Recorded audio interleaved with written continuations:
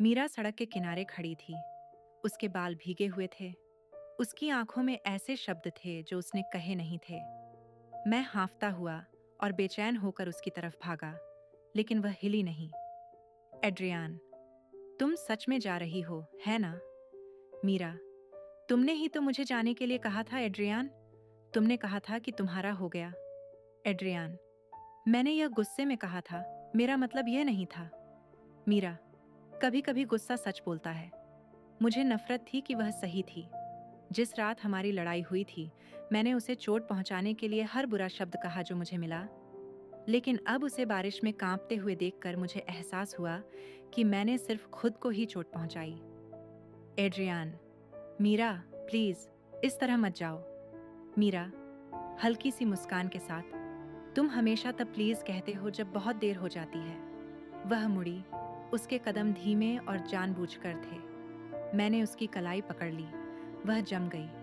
मेरी ठंडी उंगलियों पर उसकी त्वचा की गर्माहट मुझे उस घर जैसा लगा जिसे मैं पहले ही खो चुका था। एड्रियान, मैं अब भी तुमसे प्यार करता हूँ। उसकी आंखें झपकीं। वह एक सेकंड जब प्यार और दर्द एक ही चीज बन गए। फिर उसने फुसफुसाया, यही तो प्रॉब्लम है एड्रियान, मैं भी। और फिर उसने मुझे किस किया। यह नरम नहीं था, यह आग और दुख था। सब कुछ जो हमने कभी नहीं कहा एक बेचैन पल में दब गया। ऐसा किस जो ठीक करने से ज्यादा चोट पहुंचाता है। ऐसा जिसे तुम हमेशा याद रखोगे। जैसे ही वह पीछे हटी, उसके होंठ कांप रहे थे। मीरा, हम साथ में जर हैं। एड्रियान, तो मुझे तुमसे प्यार करते हुए मरने दो। मीरा, नहीं, मैं चाहती हूं कि तुम जियो, भले ही मेरे बिना। और वह चली गई। प्यार गायब नहीं होता, यह रहता है उस परफ्यूम की तरह जिसे तुम फेंक नहीं सकते। मैंने उसे 2 साल बाद एक कॉफी शॉप में फिर से देखा। वही आंखें, वही शांत उदासी। लेकिन इस बार वह अकेली नहीं थी। एक आदमी उसके बगल में खड़ा था, उसका हाथ पकड़े हुए।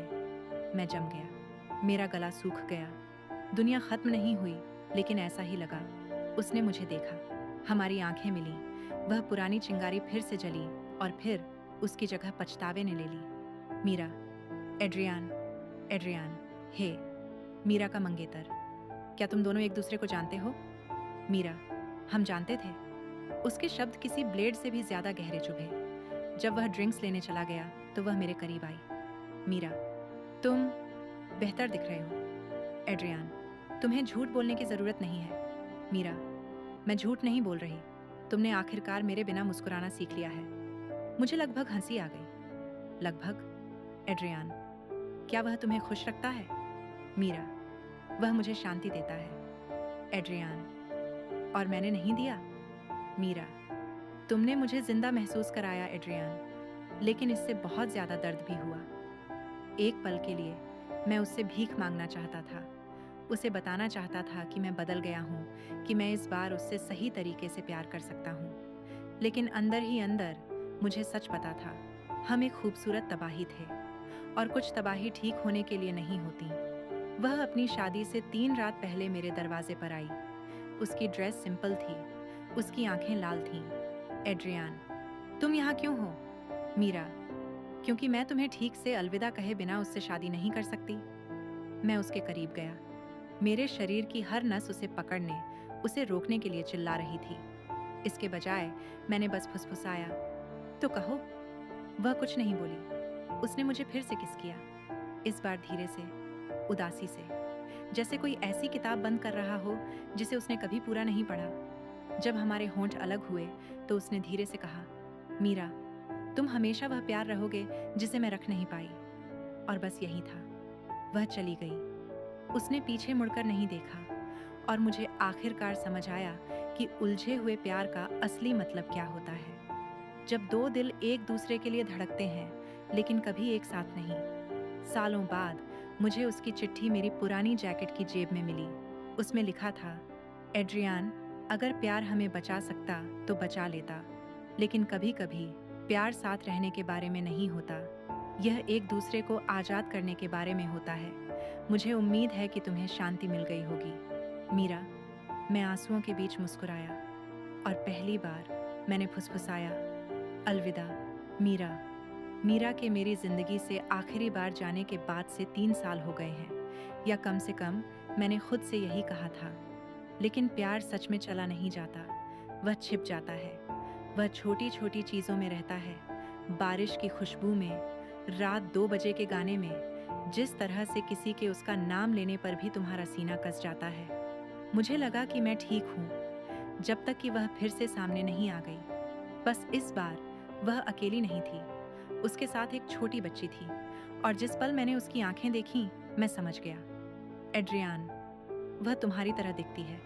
मीरा, दिखनी ही चाहिए, वह हमारी बेटी है। मुझे लगा जैसे मेरे फेफड़ों से हवा निकल गई हो। मेरे घुटने लगभग जवाब दे गए थे। हमारी, यह शब्द मेरे दिमाग में बिजली की तरह गूंजा। एड्रियान, तुमने मुझे बताया क्यों नहीं? मीरा, क्योंकि मैं तुम्हारी शांति खराब नहीं करना चाहती थी। तुम आखिरकार खुश दिख रहे थे। एड्रियान, एड्रियान, तुम्हें मेरे लिए यह तय करने का कोई हक नहीं था। मीरा, और तुम्हें मुझे उस तरह से तोड़ने का कोई हक नहीं था जैसा तुमने किया। कमरा शांत हो गया। सिर्फ उसकी बेटी की हल्की गुनगुनाहट ही उस जगह में गूंज रही थी। मैंने उसे देखा, उस औरत को जिससे मैं प्यार करता था, जिसे मैंने खो दिया था, जो किसी तरह से अब भी मेरे हर हिस्से पर हक रखती थी। और अब वह मेरे बच्चे की माँ थी। छोटी बच्ची लूना को सुलाने के बाद हम खिड़की के पास बैठ गए। शहर की लाइटें उसके चेहरे पर वैसे ही नाच रही थीं जैसे पहले नाचती थीं। एड्रियान, क्या उसे पता है? मीरा, अभी नहीं। मैंने उसे बताया कि उसके पापा बहुत दूर रहते हैं। मुझे नहीं पता था कि उसे कैसे बताऊं कि तुम मेरे सोचे से ज्यादा करीब हो। एड्रियान, मीरा, मैं उसकी जिंदगी का हिस्सा बनना चाहता हूँ। मीरा, धीरे से, क्या तुम्हें यकीन है कि तुम इस तरह के प्यार के लिए फिर से तैयार हो? एड्रियान, मैंने तुम दोनों में से किसी से भी प्यार करना कभी बंद नहीं किया। उसने नीचे देखा, उसकी आवाज कांप रही थी। मीरा, तुम बस वापस आकर सब कुछ ठीक नहीं कर सकते। एड्रियान, मैं इसे ठीक करने की कोशिश नहीं कर रहा हूँ। मैं बस वहाँ रहना चाहता हूँ, भले ही सब कुछ खराब हो, भले ही दर्द हो। मीरा ने आह भरी और अपना सिर खिड़की से टिका लिया। उसकी परछाई थकी हुई, बूढ़ी लग रही थी, लेकिन फिर भी दिल तोड़ने वाली खूबसूरत थी। मीरा, तुम अब भी ऐसे बात करते हो जैसे तुम मुझे बचा सकते हो। एड्रियान, शायद मैं बस कोशिश करना चाहता हूँ। फिर वह मेरी तरफ मुड़ी। उसकी आंखों में वही आग थी जिसके लिए मैं सालों पहले दीवाना हो गया था। मीरा, तुम्हें लगता है कि प्यार सब कुछ झेल सकता है? एड्रियान, नहीं, लेकिन मुझे लगता है कि हमारा प्यार पहले ही झेल चुका है। वह एक पल के लिए हिचकिचाई, फिर उसने मेरा हाथ पकड़ा। उसकी उंगलियां मेरी उंगलियों से छूते ही कांपने लगीं, और इससे पहले कि मैं कुछ सोच पाता, मैंने उसे अपनी तरफ खींच लिया। किस पहले जैसा नहीं था।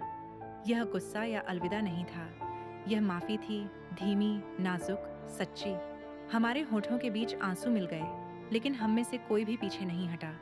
उस 1 मिनट के लिए दुनिया टूटना बंद हो गई। जब वह आखिरकार बोली तो उसकी आवाज़ भर्रा गई। मीरा, अगर हम ये करते हैं तो इस बार इसे सही तरीके से करेंगे। एड्रियान, तो चलो सच से शुरू करते हैं। मीरा, सच ये है कि मैंने तुमसे प्यार करना कभी बंद नहीं किया।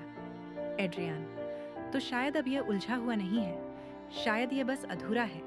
वह अपने आंसुओं के बीच मुस्कुराई, ऐसी मुस्कान जो सालों के अंधेरे के बाद सूरज उगने जैसी लगी। अगली सुबह एड्रियान पहली बार लूना से ठीक से मिलता है।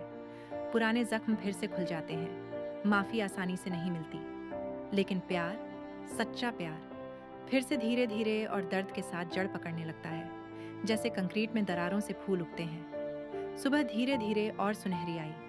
सालों में पहली बार हवा भारी नहीं लग रही थी, बस शांत। मैं हंसी की आवाज से जागा, छोटी, मासूम, प्यारी। जब मैं लिविंग रूम में गया तो मीरा लूना के साथ फर्श पर बैठी थी। वे लकड़ी के ब्लॉक से एक टावर बना रहे थे, और लूना की खिलखिलाहट सूरज की रोशनी की तरह कमरे में भर गई। फिर उसने ऊपर देखा और मुझे देखा। लूना, मम्मी, वो कौन है? मीरा 1 सेकंड के लिए जम गई। उसके हाथ कांप रहे थे। वह मेरी तरफ मुड़ी, आंखें अनिश्चित थीं। मीरा, वो एड्रियन है, वो मम्मी का दोस्त है। दोस्त शब्द मुझे पेट में मुक्के की तरह लगा, लेकिन मैंने मुस्कुराने की कोशिश की। मैं उनके बगल में फर्श पर बैठ गया, टावर बनाने में मदद करने का नाटक करते हुए। एड्रियन, हे लूना, तुम बहुत बड़ा महल बना रही हो। लूना, मुस्कुराते हुए, यह मम्मी के लिए है। वह राजकुमारी है। एड्रियन, वह हमेशा से थी। मीरा ने मेरी तरफ देखा, वह नज़र जो सब कुछ कह रही थी, जो वह जोर से नहीं कह सकती थी। हमने सुबह ऐसे ही बिताई, हंसते हुए, बनाते हुए, यह दिखावा करते हुए कि कुछ भी टूटा नहीं था। लेकिन जब लूना एक खिलौने के लिए अपने कमरे में भागी, तो हमारे बीच फिर से खामोशी छा गई, नाजुक, पुराने भूतों से भरी हुई। मीरा, तुमने इसे अच्छे से संभाला? एड्रियन, मैं उसे बताना चाहता था। मीरा, मुझे पता है, लेकिन वह अभी भी बहुत छोटी है, मुझे समय चाहिए। एड्रियन, मेरे पास बस समय ही बचा है मीरा, मैं इंतज़ार करूँगा। उसकी आंखें नरम हो गईं और एक सेकंड के लिए मैं उसे देख सका। वह प्यार जो अभी भी उसकी दीवारों के पीछे चुपचाप जिंदा था। बारिश फिर से आई, उसी तरह की बारिश जो हमेशा हमारा पीछा करती हुई लगती थी। हम बरामदे में बैठे बूंदों को छोटी छोटी तारों की तरह जमीन पर गिरते हुए देख रहे थे। लूना सो रही थी, उसका छोटा कंबल उसकी ठोड़ी के नीचे दबा हुआ था। मीरा ने मुझे एक कप कॉफी दी, उसकी आवाज मुश्किल से सुनाई दे रही थी। मीरा, तुम हमेशा से वही थे जिसे बारिश पसंद थी। एड्रियन, शायद इसलिए क्योंकि यह सब कुछ ईमानदार महसूस कराती है। मीरा, ईमानदारी से? एड्रियन, हाँ, तुम बारिश में आंसू नहीं छिपा सकती। उसने नजरें फेर लीं, लेकिन मैंने उसकी आंखों में वह चमक देखी, वह तूफान जो उसने अपने अंदर बंद कर रखा था। एड्रियन, तुम डरी हुई हो। मीरा, बेशक मैं डरी हुई हूँ। पिछली बार तुमने मुझे पूरी तरह तोड़ दिया था। एड्रियन, और तब से मैं खुद को फिर से जोड़ने की कोशिश कर रहा हूँ। हमारे बीच हवा उन सभी अनकही बातों से भर गई। मैंने उसका हाथ पकड़ा, इस बार धीरे से, कोई दबाव नहीं, कोई बेचैनी नहीं, बस एक शांत सच्चाई। वह पीछे नहीं हटी। एड्रियन, मैं वह सब ठीक नहीं करना चाहता जो हमारे बीच था। मीरा, मैं कुछ नया बनाना चाहता हूँ। मीरा, और अगर मैं ऐसा नहीं कर पाई तो? एड्रियन, तो भी मैं तुमसे प्यार करूंगा। उसकी आंखों में आंसू आ गए। उसने अपना सिर मेरे कंधे पर रख दिया, चुपचाप, कांपते हुए। पहली बार कोई चिल्लाना नहीं था, कोई पछतावा नहीं था, सिर्फ शांति थी। ऐसी शांति जो तब आती है जब प्यार लड़ना बंद कर देता है और ठीक करना शुरू कर देता है। मैं लूना के कमरे में खड़ा होकर उसे सोते हुए देख रहा था। उसके छोटे से हाथ में एक खिलौना हवाई जहाज था जो मैं उसके लिए पहले लाया था। मैंने धीरे से फुसफुसाया, जो मुश्किल से सुनाई दे रहा था। एड्रियन, हे लूना, मैं तुम्हारा डैड हूँ। तुम्हें अभी पता नहीं है, लेकिन मैं वादा करता हूँ कि मैं तुम्हें कभी छोड़कर नहीं जाऊंगा। मेरे पीछे मीरा की आवाज ने चुप्पी तोड़ी। मीरा, उसे पता चल जाएगा जब सही समय आएगा। मैं मुड़ा। वह दरवाजे पर खड़ी थी, उसकी आंखों में आंसू थे और होठों पर हल्की सी मुस्कान थी। मीरा, तुम उसे प्यार करने के लिए बने हो? एड्रियन, शायद तुम हम दोनों से प्यार करने के लिए बने हो। मैंने जवाब नहीं दिया। मैं बस उसके पास गया, उसके चेहरे से बालों की एक लट हटाई और फुसफुसाया, एड्रियन, तो शायद इस बार मैं वह नहीं खोऊंगा जिसके लिए मैं बना हूं। वह मेरे करीब आई, और जो किस हमने शेयर किया वह अब बेचैन करने वाला या दर्दनाक नहीं था। वह कोमल था, माफी जैसा, सूरज उगने जैसा।